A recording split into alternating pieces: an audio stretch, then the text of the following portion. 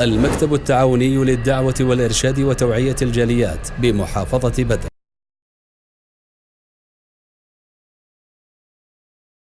আসসালামু আলাইকুম রহমতুল্লাহি ওয়া বারাকাতুহু। সুপ্রিয় দর্শক ও শ্রোতা বন্ধুগণ, বিবাহ শাদী এটি ওয়াজিব না সুন্নত, এই নিয়ে আমরা অনেকে আলোচনা করে থাকি। কেউ বলে থাকি এটি সুন্নত, আর কেউ বলে থাকি এটা ওয়াজিব। মূলত এর বিধান হলো সুন্নতে মুআক্কাদা, অর্থাৎ গুরুত্বপূর্ণ একটি সুন্নত। মহান রব্বুল আলামিন ইরশাদ করেছেন, ওয়ালাকাদ আরসালনা রুসুলাম মিন ক্বাবলিক ওয়াজআলনা লাহুম আজওয়াজা ওয়া যুররিয়াহ, অর্থাৎ হে নবী, আপনার পূর্বে আমি যত রাসূল প্রেরণ করেছিলাম তাদেরকে দিয়েছিলাম স্ত্রী এবং সন্তানাদি। সকল নবী এবং রাসূলগণ বিবাহ করেছেন, তাদের সন্তানাদি ছিল। তো গুরুত্বপূর্ণ সুন্নত এটি সকলের জন্য নয়, কার জন্য এটি ওয়াজিব। রাসূল সাল্লাল্লাহু আলাইহি ওয়াসাল্লাম ইরশাদ করেছেন, ইয়া মা'শারাশ শাবাব মান ইসতাতা'a মিনকুল বাআতা ফালাতাযাওয়াজ, হে যুবকেরা, তোমরা যদি কেউ সামর্থ্যবান হও শারীরিক এবং আর্থিক, যেন বিবাহ করো।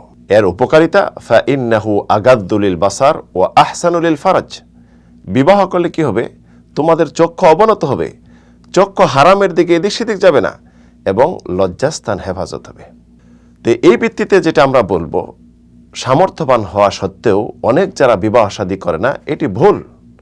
বিবাহ শাদী না করে পাপের দিকে তারা যাচ্ছে, এটি মারাত্মক অপরাধ। এবং কিছু ভাইরা ওজর দেখিয়ে থাকেন, বাসাবাড়ি করতে হবে, ঘর প্রস্তুত নয়, সংসারে অনেক কিছু বাকি আছে, এটি ওজর নয়।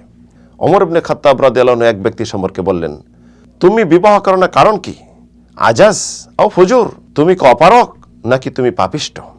ইমাম আহমদ বিন হাম্বল রাহিমাহুল্লাহ বলেন, বিবাহ শাদী করবে না এমন কোনো ইসলামী জিনিস নেই, অবশ্যই একজন বিবাহ শাদী করবে। আর যদি কেউ বিবাহ শাদী না করার দিকে আহ্বান করে, সে যেন ইসলাম থেকে দূরে সরানোর আহ্বান করতেছে। অথচ রাসূল 14 জনকে বিবাহ করেছেন এবং 9টি স্ত্রী রেখে মৃত্যুবরণ করেছেন। তো এই প্রসঙ্গে আমরা বলবো যে বিবাহ শাদী একজন মুসলিমের করা উচিত। কুমারী থাকা এটা ইসলামে নেই। কুমারী থেকে আপনি পাপে জড়িত হবেন, পাপে লিপ্ত হবেন, এটি ইসলামে কখন সমর্থন করে না।